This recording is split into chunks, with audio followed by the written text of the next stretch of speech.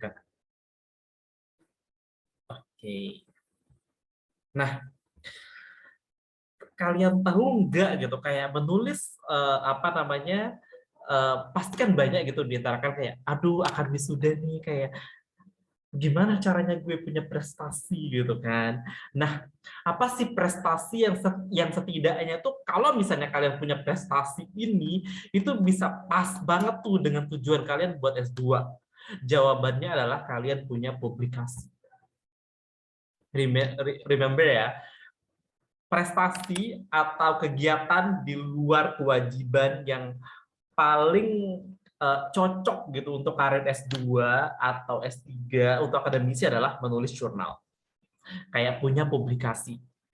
Tapi kan untuk menulis jurnal kan, untuk menulis jurnal itu kan kita harus penelitian dulu gitu kan. Dan itu pakai dana gitu kan. Makanya terkadang kayak is it gitu kan. Makanya tuh nah untuk tujuan S2, gue juga pernah kayak bikin story kemarin-kemarin tuh kayak ya udah kalau misalnya kalian mau S2, kalian itu eh, kalau misalnya kalian mau S2, publikasi jurnalnya tuh nggak apa-apa, publikasi aja. Publikasi apapun bebas gitu, kayak nggak perlu dia harus banget eh, dia nggak perlu harus banget prestasi yang kayak publikasi di jurnal-jurnal yang berkualitas banget tuh nggak apa-apa. Semua jurnal juga nggak apa-apa gitu kan. Setidaknya tuh kalian udah punya beberapa publikasi deh gitu. It will help you. Jadi kayak kalau misalnya kalian nanti interview beasiswa terus dilihat kayak ini udah publikasi jurnal, itu kalian bisa pede ngomongnya kayak salah satu kelebihan yang kalian punya itu adalah kayak publikasi. Nah, hari ini gue mau sharing tentang systemic literature review. Udah ada mungkin di antara kalian yang pasti sudah mendengar tentang systemic literature review, tapi let's go out. Salah satu, ini gue ngambil dari jurnal dari senior saya, ini tentang Artificial Intelligence in Mathematics Education, a systemic literature review. Nah, jadi kayak jurnal ini juga Scopus jurnal, ini juga jurnalnya Scopus. Aku lupa Q berapa. Ini jurnal Scopus, tapi kita lihat cara penelitiannya.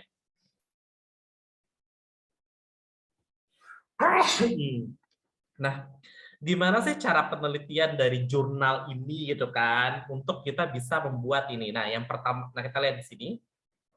Ini caranya. Pertama, pertama ya. Pertama, identifikasi. Jadi proses pertama yang dilakukan adalah identifikasi. I don't think it is so clear. Jadi identifikasi. Jadi identifikasi itu kayak apa ya? Identifikasi. Jadi pertama itu dia kayak uh, di searching dulu nih. Dia make ada ProQuest. Jadi di ProQuest itu dia ketemu teridentifikasi 433 jurnal. Ada EBSCOhost itu dari 10, ada Science Direct itu 162, ada Springer itu 35, ada Scopus 24, ada Eric 25. Additional record through other source ada Google Scholar juga 20.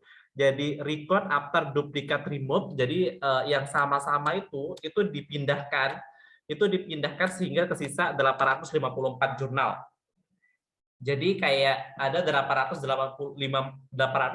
jurnal yang teridentifikasi yang memang memenuhi syarat dalam bidang ini. Syarat bidang ini apa? Jadi di research design-nya dia, yang pertama itu kayak dia makainya tuh artificial, ini kan ada artificial intelligence ya kan, berarti dia pakai kayak kata kunci, nah, kuncinya, jadi kayak cara cari jurnal itu dia pakai artificial intelligence in math, ada robotics in math, ada machine learning in mathematics, ada neural networks in mathematics education, ada fuzzy logic, mathematical, math education, natural language processing, expert system. Jadi kayak ini nih bisa nih, jadi kayak dia tuh kan kayak cari-cari kata-katanya ya. Misalnya kalau math, kalau bidang-bidang lain pasti berbeda ya. Misalnya kalau pertanian gitu pasti bukan agriculture atau dan lain sebagainya. Kita akan gunakan seperti itu. Nah nanti setelah itu apa namanya kita kembali lagi ke atas ya. Setelah itu dia akan nyari setelah dia membaca judul-judul itu, nanti dia akan membaca judul sama abstraknya. Jadi dibaca judul sama abstraknya, nanti kesisa 94, berarti 760-nya kebuang. Oke, jadi ini kayak sensus gitu kan. Jadi 60 kebuang. Nanti setelah itu pull article access for eligibility. Jadi nanti dicari ininya, dicari berapa yang cocok, dicari semua jurnal keseluruhannya. Total number of article electronic. Jadi ada yang dibuang tuh sebenarnya 24 sih 70. Nanti yang dia teliti akhirnya sisa 20 jurnal. Jadi total number per artikel tersebut itu 20 tidak memiliki fit to inclusion kriteria. Apa sih inclusion kriterianya? Jadi inclusion kriterianya pertama itu dia terpublikasi antara tahun 2017 sampai 2021. Dia jurnalnya harus terindeks Scopus sama Web of Science berarti. Terus dia bahasa Inggris sama spesifik application for mathematics or mathematics education. Jadi ada spesifik penggunaannya. Jadi kalau misalnya dia di bawah 2017 dia tidak kepake. Banyak chat. Oh ya nanti banyak kepake. Terus non-index jurnal, ada review jurnal, chapter in book, conference proceeding, master dissertation, preface dan opinion tidak kepake. Ada non-English juga tidak kepake, jadi misalnya kalau bahasa Indonesia jurnalnya nggak kepake. General application professional learning kayak medical, public health, and science engineering tidak kepake, jadi harus ke mathematics education kayak gitu. Nah, kita lihat penjelasannya lebih panjang ya. Kan kayak the search to speak on Science Direct, Scopus, Springer, ProQuest, and Schoolhouse. We come up with two main search terms based on fundamental research topic, ada AI and mathematics education. Dan nanti dari total ini didapetin kayak 864 result yang dimana akhirnya tuh dijadiin 20 jurnal doang, gitu kan. Nanti kan ada screeningnya, ada eligibility-nya, ada inclusion sama exclusion kriteria. Nah, oke, udah nih, udah selesai penelitiannya. Anggaplah penelitiannya mungkin seminggu gitu kan, atau 5 hari gitu kan. Ya cepat lah ya, gitu kan. Oke, kita lihat dari 20 jurnal ini apa yang diteliti. Yang pertama, dia akan meneliti kayak what AI approach used in mathematics example studies. Jadi dia tuh membaginya, ada robotics, ada sistem, ada teachable agent, ada mathematics tool sama automatic agent. Ini bagi. Terus distributionnya, penelitiannya di mana aja, ada di Australia, China, Malaysia, Singapura, Turki, Kanada, Meksiko. Ini number articles-nya. Oke, udah ya. Ini AI approach-nya udah. Jadi di sini tuh ada tulisannya tuh. Terus nanti di distribution kan pertama itu kayak approach mathematics per sample study, itu yang figur atas tadi, di mana dia menggunakan ada beberapa ini. Terus berdasarkan negaranya di mana aja, terus nanti dia akan melihat metodenya. Jadi metodenya ini ada figur ini, jadi 30% dia pakai kualitatif, ada 20% pakai mixed method, ada pakai kuantitatif. Oke, lihat lagi yang di bawah. Ada berdasarkan research metodologi ya. Jadi this research studies in term of publication year. Jadi publication year-nya, jadi ada yang 2017 12%, 2021 30%, 18-15%, 20% dari 2019, 20% dari 2020. Udah jadi. Dan selesai, tinggal dibahas. Gimana? Ini terpublikasi di Scopus. Gimana caranya tahu jurnal ini Scopus? Caranya gampang. Pertama, misalnya ini kan namanya jurnal itu kayak International Journal of Electronic Education. Gue share ya. Siapa tahu kalian belum tahu ya itu cara. Kok ini nama Scopus kenapa gitu. Gue cek, gue share dulu. Gue googling dah. Salah satu untuk kita ngecek kayak apakah jurnal itu dia Scopus or not, atau kita bisa lihat sebenarnya dari paling tepat itu adalah dari website jurnalnya sih, website jurnalnya. Jadi ini kelihatan nggak ya? Semoga. Oh, jadi di setiap jurnal itu, di setiap awal dari jurnal itu dia akan ngasih tahu kayak indexingnya itu dari siapa aja, indexingnya tuh dari siapa aja. Ini kita lihat ya, mana ya dia.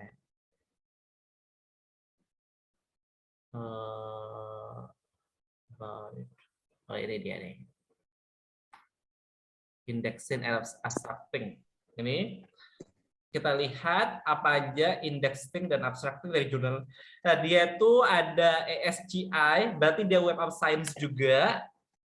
Ada, oh dia enggak Scopus ya, tapi dia Web of Science. Oh, dia Eric, oh dia Indes Copernicus.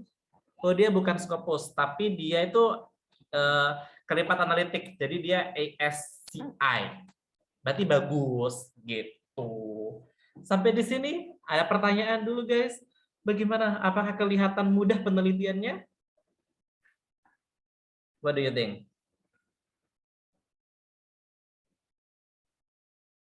What do you think? Mudah nggak penelitiannya?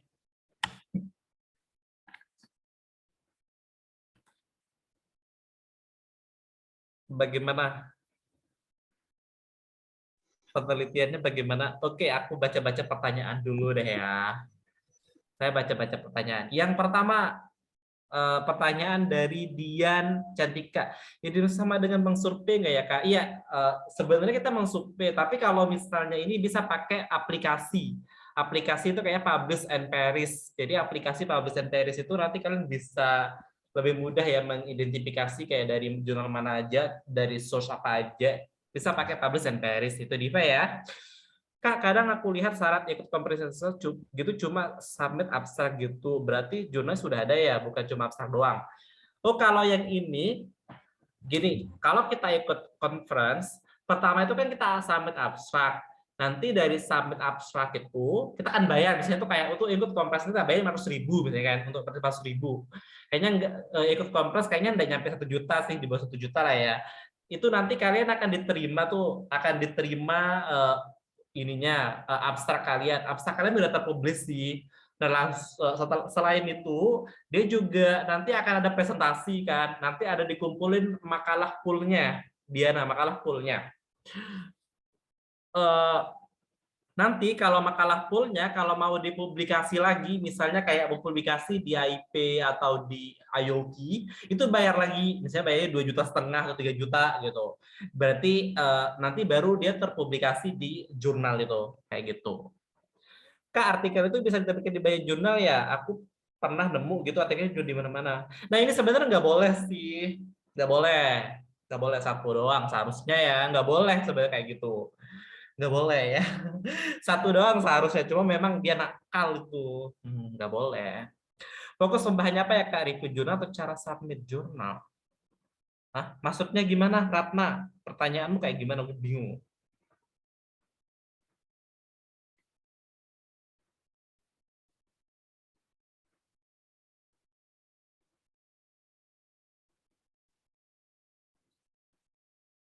Oh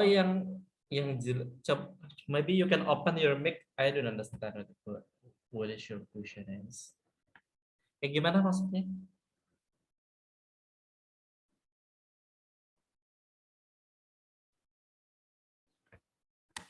Aku nggak ngerti pertanyaan Rata ya, jadi aku nggak jawab ya. Izin Kak. Gitu. Oke, gimana? Kayaknya Gimana ada gambaran terkait apa namanya? Ada gambaran nggak kalian tentang terkait ini? Jadi gimana caranya kita memulai gitu kan? Kalian bisa memulai dari sesuatu yang menarik gitu, misalnya kayak kalian dari jurusan apa gitu. Misalnya kayak Nurliza misalnya. Nurliza kan dari jurusan perikanan gitu kan. Nah, aku mau bikin jurnal review dong. Ya udah bikin aja kayak apa namanya? Artificial intelligence in misalnya tuh artificial intelligence di dalam bidang apa ya, dalam bidang kelautan di Indonesia gitu kan, bidang kelautan di Indonesia. Ya udah, berarti kamu cari penelitian dari peneliti Indonesia tentang artificial intelligence di Indonesia, nanti kamu bahas kayak udah di Indonesia itu udah pakai apa aja kayak gitu. Oke.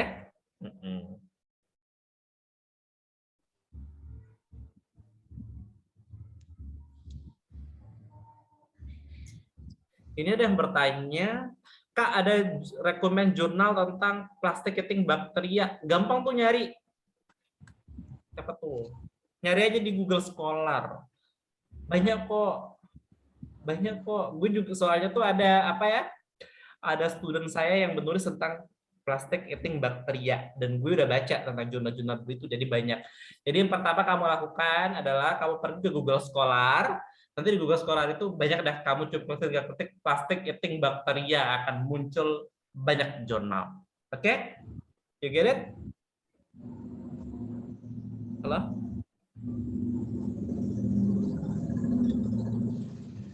Do you understand? Oke.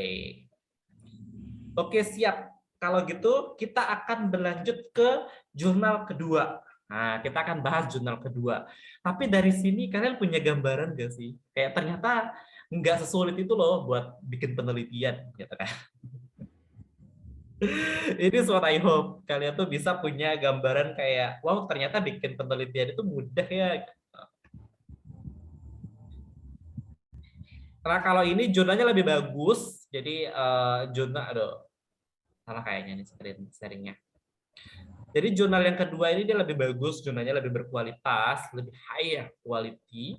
Nah, judul jurnalnya adalah, ada yang mau baca? Ada yang mau bantu baca? Apa judulnya? Saya. Oke, judulnya adalah Look at the Past, Present, and Future Research Trends of Artificial Intelligence in Agriculture. Jadi kayak ini tuh dia akan ngebahas kayak tren riset dalam bidang pertanian. Oke, let's go.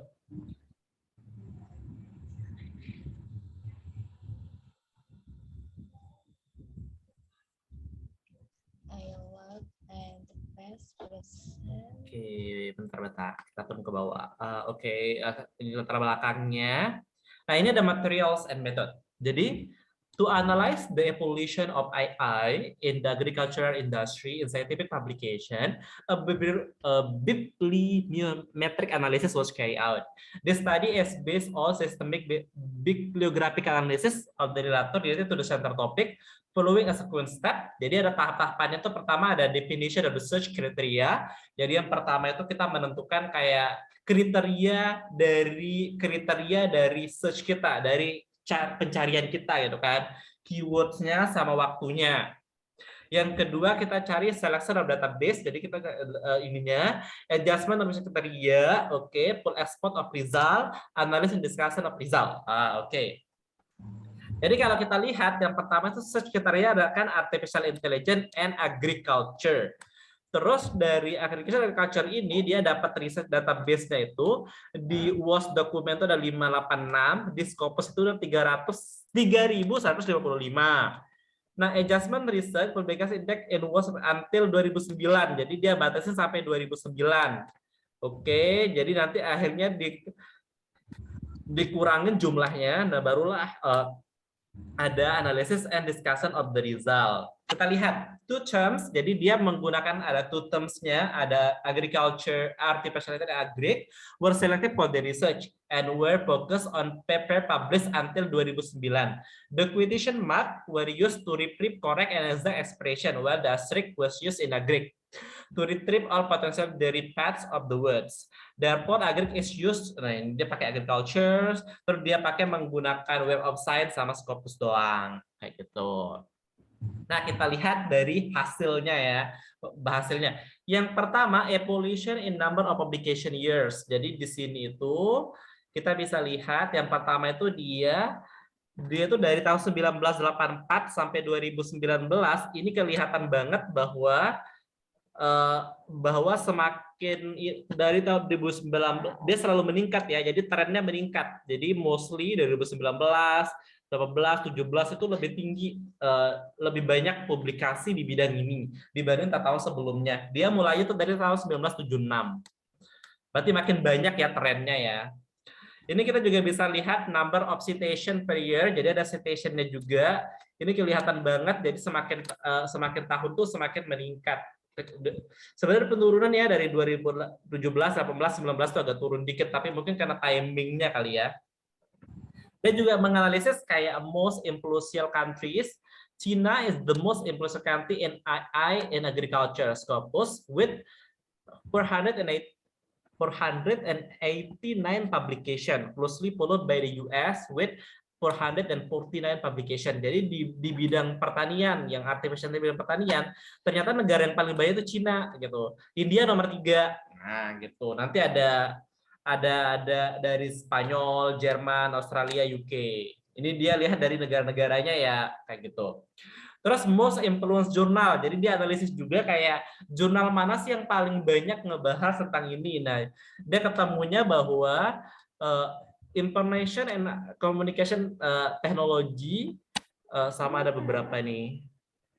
Ada beberapa jurnal yang paling banyak. Jadi mungkin bisa dilihat di tabel. Jadi ada, ini kita lihat di tabelnya ya. Ada Computer and Product in Agriculture, ada Science in the Total Environment, ada sensor.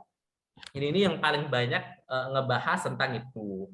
Terus dia juga ada lihat dari Journal of Impact, jadi impact factors-nya.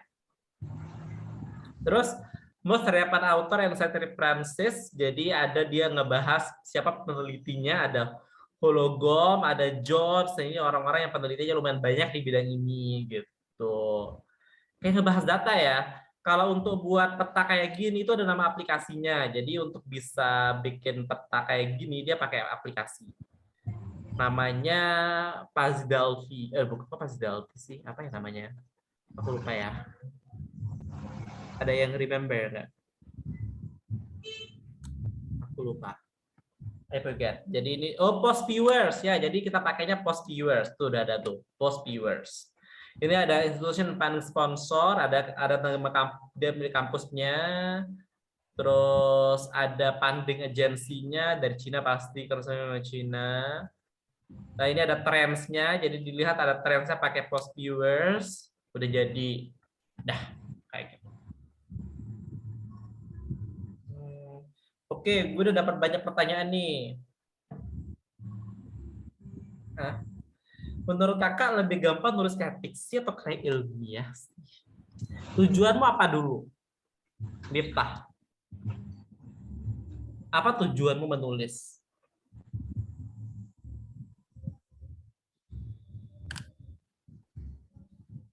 Kalau misalnya kalian dari jurusan aku bisa nih siapa gitu, ada enggak sih yang saya tahu jurusannya di sini?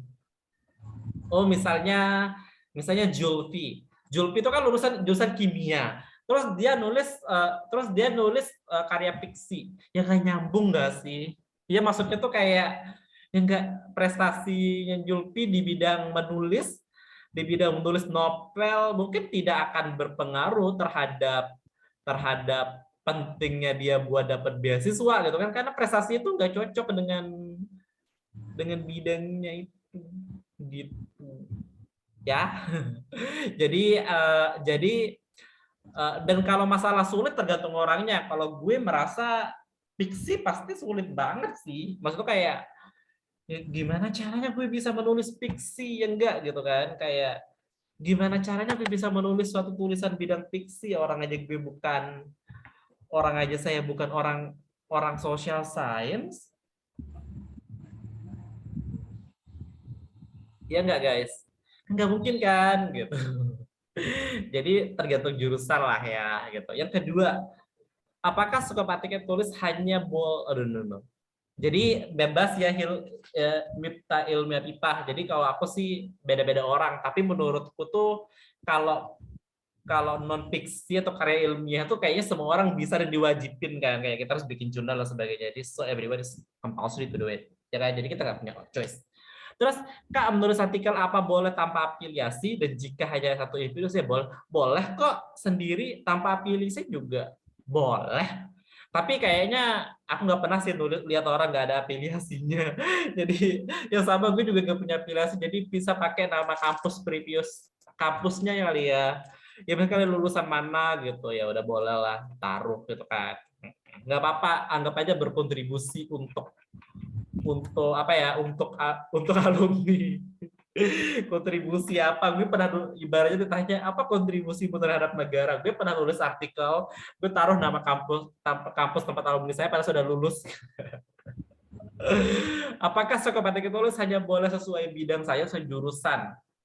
Ya sebenarnya sih ya semakin dia spesifik itu semakin bagus ya, tapi kalau untuk belajar ya bolehlah apa-apa aja ya gitu, tapi kalau bisa sesuai gitu kan gitu. Apa boleh digunakan untuk menyingkat seperti agriculture menjadi di artikel tersebut?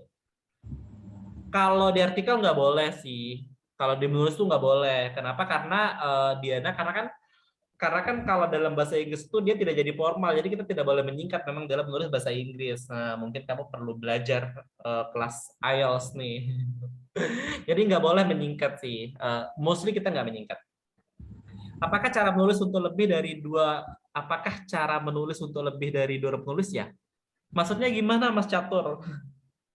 Halo Catur, what do you mean? Maksud pertanyaannya apa? Maksudnya begini ya. Kayak apakah menulis artikel tuh lebih baik rame-rame gitu ya? Atau gimana?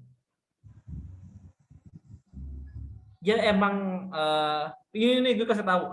Jadi kalau misalnya nulis jurnal itu kita memang biasanya tuh rame-rame atau berkelompok gitu kan. Jadi kayak nggak sendiri dan itu better. Jadi kalau misalnya kalian sendiri itu kurang apa ya, kayak kurang kerjasamanya sih satu. Yang kedua itu kita memang saling bantu membantu sih. Jadi it is better untuk bisa kerjasama. Untuk presiden apa yang membayar ada gratis juga. Mas Catur masih lulusan S1 atau lulusan S2? Atau masih S1? Atau masih S2? Halo? Catur gimana? Sedang S2 atau lulus? Kalau misalnya udah lulus, terus memang mau mengejar yang Scopus, aku saranin yang berbayar sih untuk Scopus. Soalnya agak sulit ya untuk lolos yang ini. Tapi kalau untuk teman-teman yang masih bayar jurnal tuh mahal loh. Kayak saya pernah lo kemarin tuh bayar jurnal tuh 12 juta. Terus kemarin juga student saya dia S2 di Sriwijaya, dia cerita kayak, "Yuk Kak, gitu kayak aku bingung nih gitu kayak apa namanya publikasi kok mahal-mahal ya gitu di bidang saya, dia jurusan pertanian, di bidang itu kayak rata-rata 18 juta, 20 juta gitu publikasinya. Mahal ya? Makanya yaudah cari gratis saja. Tapi beda kualitas, ibaratnya tuh kayak beda kualitas dong. Ibaratnya tuh kalian mau makan ayam geprek nih gitu, mau makan ayam geprek gitu kan, kayak mau makan ayam geprek di pinggir jalan dengan di hotel dengan di restoran mana itu kan beda kan harga ya kayak gitu lah. Jadi beda harga. Kayak gitu. Apakah iya sedang banyak ditulis? Iya. Jadi kayak artificial intelligence itu emang banyak. Jadi kayak bahkan kalau misalnya kita lihat literatur review nih ya, kayak ya udah kayak gitu. Kak, aku mau nanya nih, aku kan jurusan hukum, jadi ini lagi buat penelitian, jadi aku banyak nyari referensi jurnal gitu Kak. Yang aku mau tanya, bisa nggak jurnal itu banyak dibuat jadi referensi? Ya boleh, sebanyak-banyaknya lah. Misalnya nih kayak nulis satu lembar, tapi referensinya 2 lembar, why not? Nggak apa-apa. Gitu. Bagaimana cara? Kenapa harus bayar ketika nulis? Harusnya kita yang dibayar dong. That's exactly. Itulah patriarki dan penjajahan di dunia akademik ya, baby ya. Gitu Potra ya. Jadi di dunia akademik itu jahat banget ya. Kayak kita udah capek menulis, udah pakai ibaratnya tuh kan kalau kita nulis jurnal nih pertama itu capek mikir kan. Capek mikir, capek penelitian juga bisa mehong gitu kan, belum nulisnya, bahkan ketika nulis tuh kadang kita harus proofreading yang bayar lagi orang gitu kan, publikasinya puluhan juta gitu.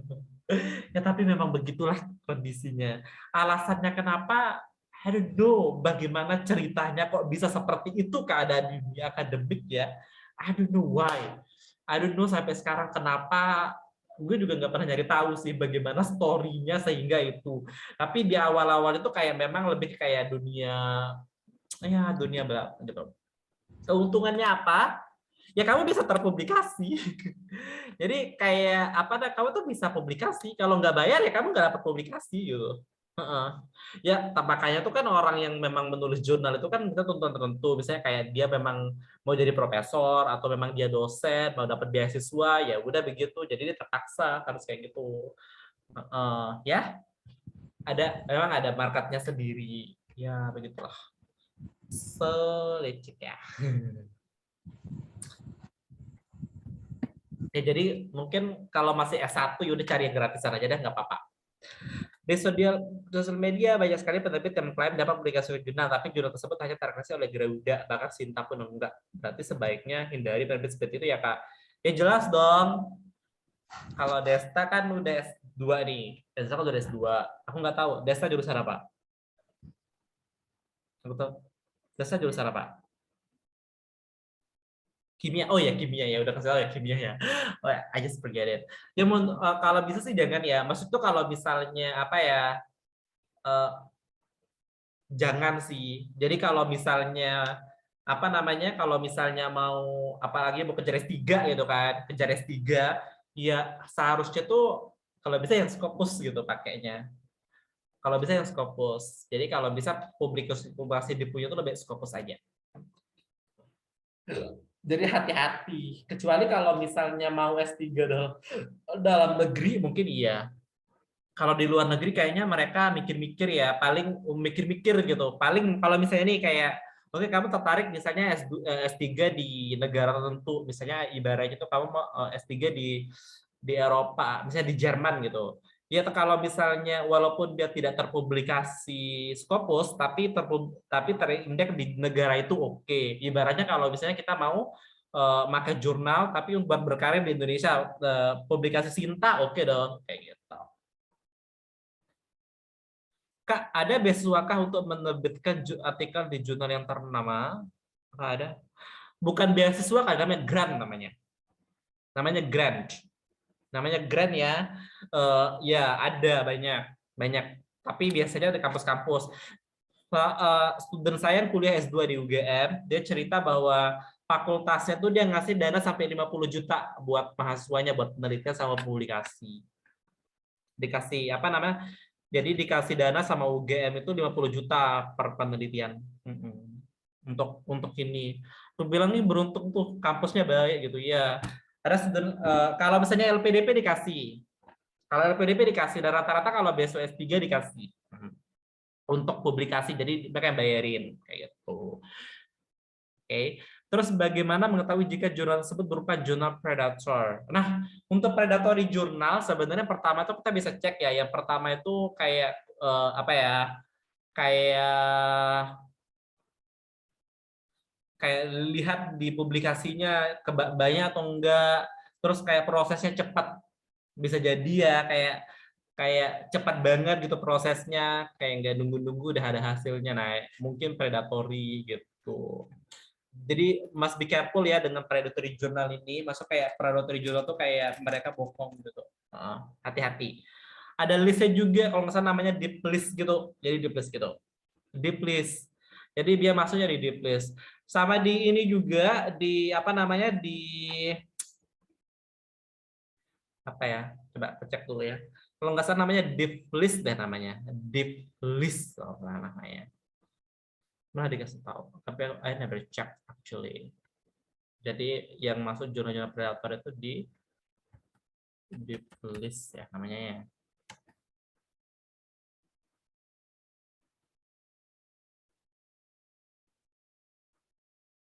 Aku nggak ketemu ya. Aku lupa deh namanya apa untuk ngecek. Itu ada. Tapi biasanya di apa ya di website itu juga ada. Bisa juga banyak lah ya. Oh, bill list ya, bill list tuh benar tuh. Ada bill list ya, bill list. Oh, deep list nih, bill list. Banyak dan sebagainya ya. Jadi hati-hati, just careful. Ada pertanyaan lagi?